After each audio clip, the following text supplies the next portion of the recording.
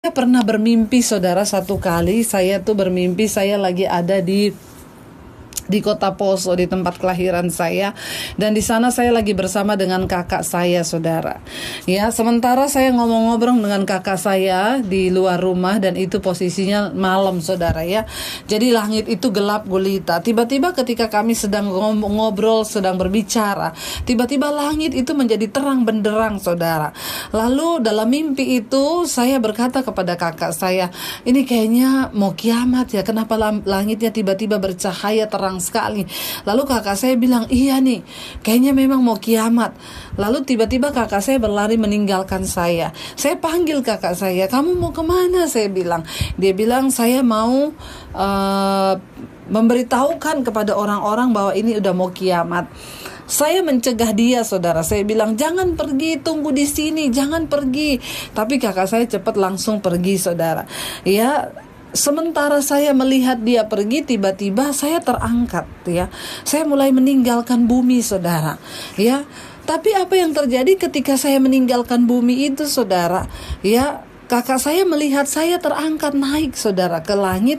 Lalu kakak saya itu berteriak, saudara. Dia bilang, Debbie, jangan tinggalkan aku, Deb, ajak aku sama-sama. Ya, dan saya meninggalkan bumi itu terangkat makin tinggi. Tapi saya melihat kakak saya menangis, saudara. Saya juga menangis dengan hati yang pedih. Saya sambil terangkat tinggi itu saya menangis, saudara. Saya mengingat bagaimana keluarga saya yang tertinggal, bagaimana orang-orang yang saya kasihi yang tertinggal di bumi.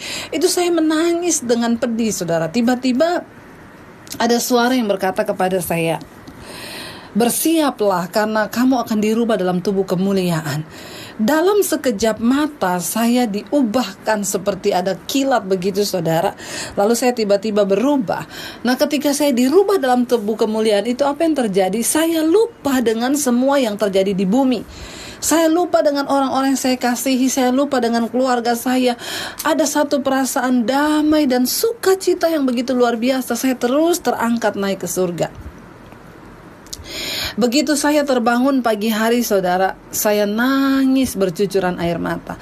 Lalu Roh Kudus berkata di hati saya begini, selama masih ada waktu, berdoalah bagi orang-orang yang kau kasihi.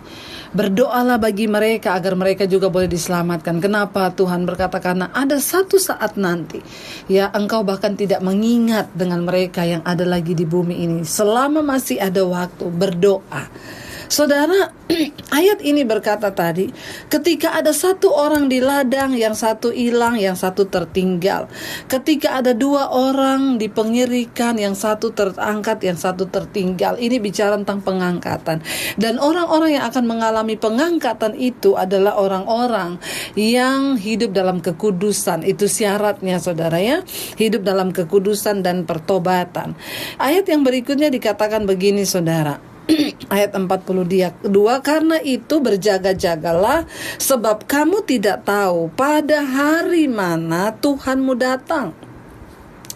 Tetapi ketahuilah ini, jika tuan rumah tahu pada waktu mana, pada malam hari pencuri akan datang, sudahlah pasti ia berjaga-jaga dan tidak akan membiarkan rumahnya dibongkar. Sebab itu hendaklah kamu berjaga-jaga, ya, hendaklah kamu juga siap sedia, karena Anak Manusia datang pada saat yang tidak kamu duga. Saudara, Yesus Kristus akan datang di saat yang tidak kita duga, tetapi akan ada tanda-tanda, ya.